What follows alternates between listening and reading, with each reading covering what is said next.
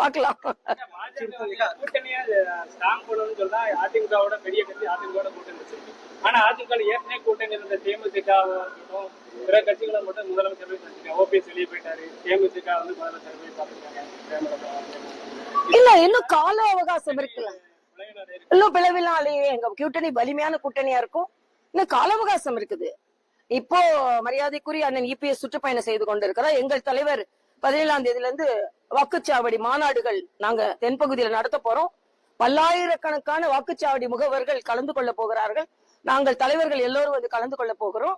அதனால இன்னும் கால அவகாசம் இருக்கிறது. அல்ல எங்க கிட்ட சேர்றவங்க எல்லாரும் சேருவாங்க, எந்தவித மாற்று கருத்தும் இல்லை.